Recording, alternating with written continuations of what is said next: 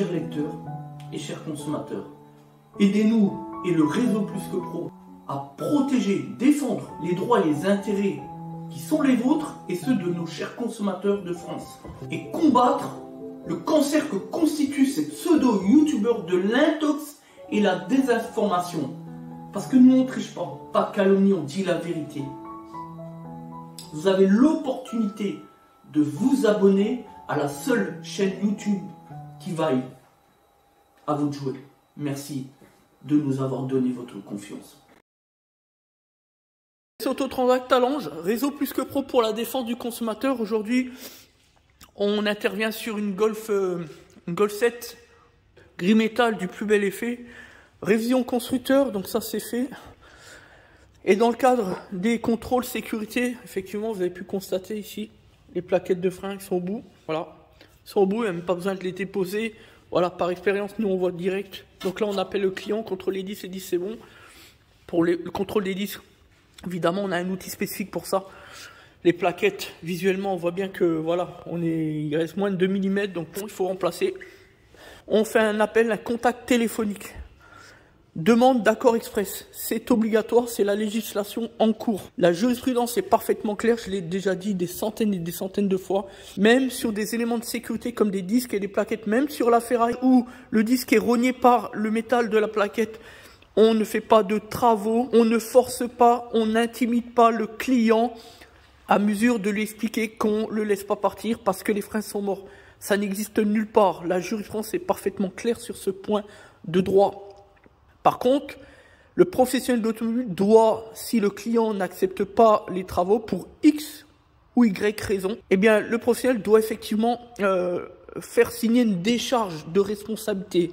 C'est un document dans le cadre duquel il explique que le client, le propriétaire du véhicule est informé que ses freins sont morts. En gros, c'est ça. Voilà. Donc, 2 éléments.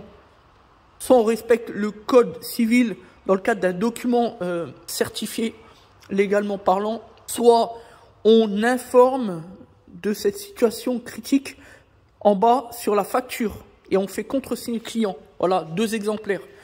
De cette manière, s'il arrive quelque chose, même en sortant de la rue, le client ne peut pas se retourner contre le réparateur qui vient d'intervenir sur son véhicule dans le cadre de l'entretien, par exemple, comme nous. Voilà ce que dit la loi.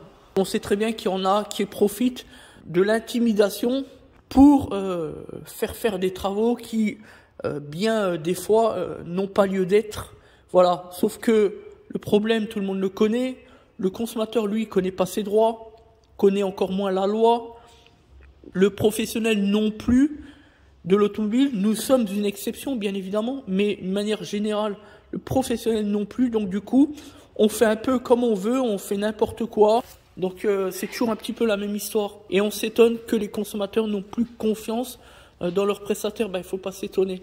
Donc nous, c'est pour ça qu'on a été formés, juridiquement parlant. C'est ce que devrait être tout professionnel, quel qu'il soit, pas simplement dans les métiers de l'automobile, dans toute branche, à partir du moment où on est un professionnel, à partir du moment où on intervient pour une clientèle publique, quelle qu'elle soit, eh bien, on doit être formé juridiquement. À partir du moment où on fait une création d'entreprise, on doit être formé juridiquement.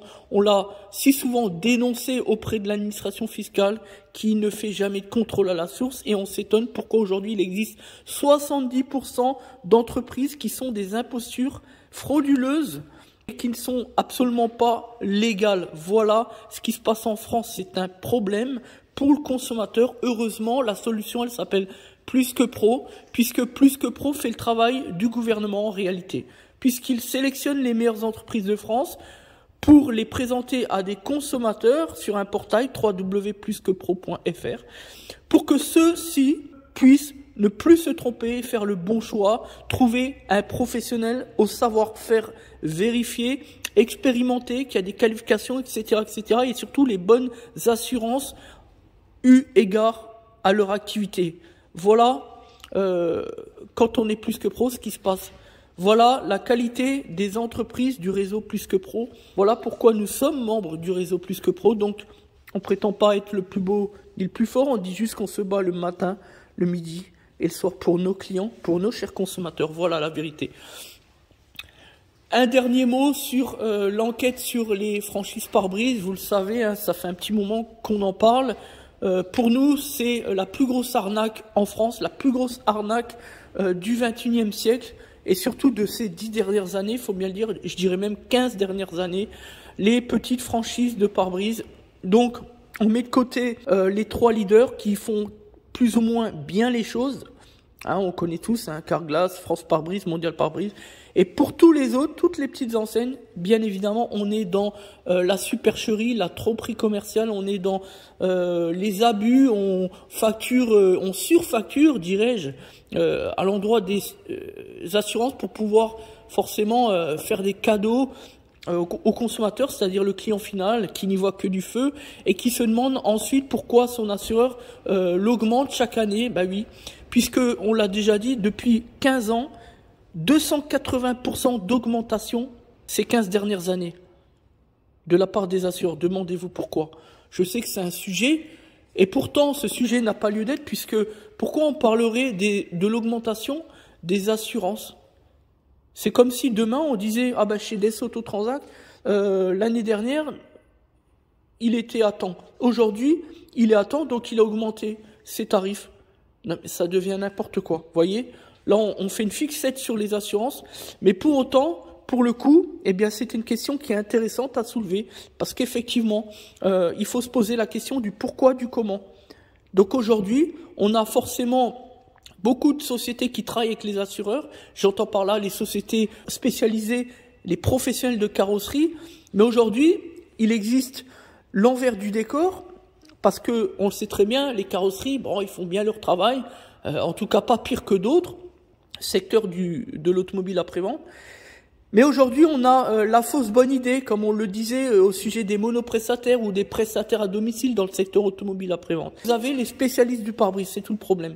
Pour nous, c'est du prix, une supercherie, de l'ineptie. C'est arbitraire et encore une fois, on a le moyen de piéger le consommateur, le faire croire que vous êtes spécialisé dans le pare-brise, alors qu'en réalité, c'est simplement une tactique commerciale qui consiste à attirer, à capter le consommateur. Et aujourd'hui, on va dans une dérive qui est sans précédent, puisqu'on retrouve par exemple des petites franchises de pare-brise qui vous facturent 90 € hors taxe de l'heure. Expliquez-moi ça un peu. Expliquez-moi cela un peu.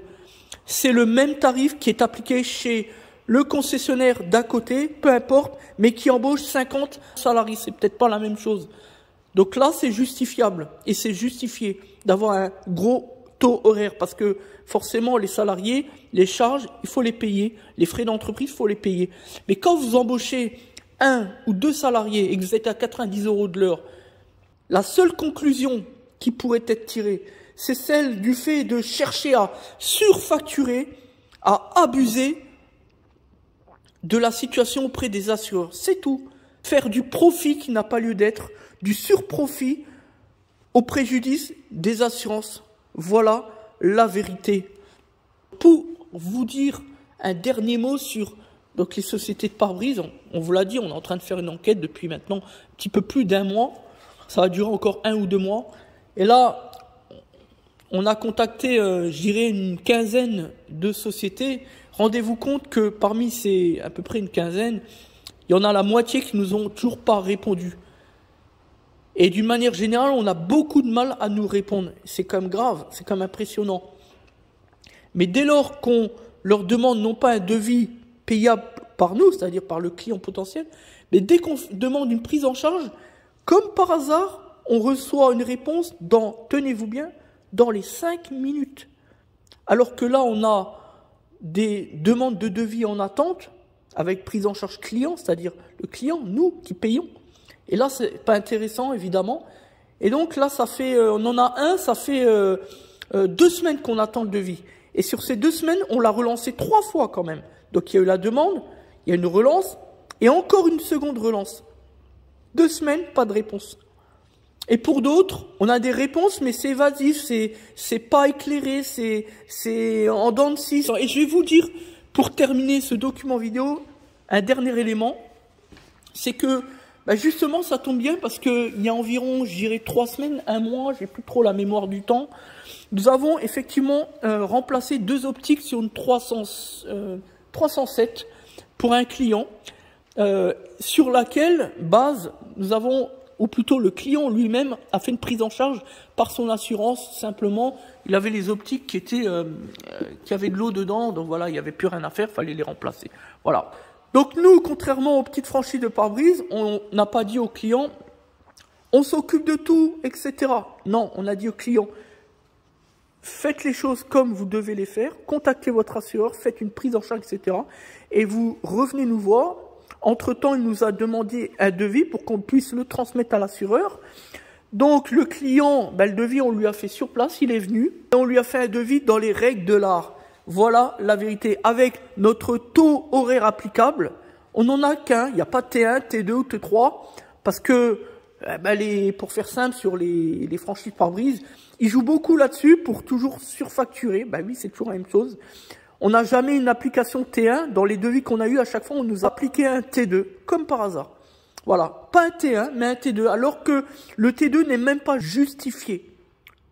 Puisqu'il s'agit purement et simplement d'une pose-dépose. On n'est pas dans la carrosserie spécialisée où il s'agit de faire du redressage, des choses comme ça, vous voyez. Donc voilà. Nous, on a fait un devis sur notre horaire, qui est de 38 € hors taxe, avec le prix pièce facturé relatif à la norme constructeur. On n'a pas rajouté de produits connexes, de ceci ou de cela pour gonfler la facture. En fait, on a fait un devis dans les règles de l'art, tout simplement.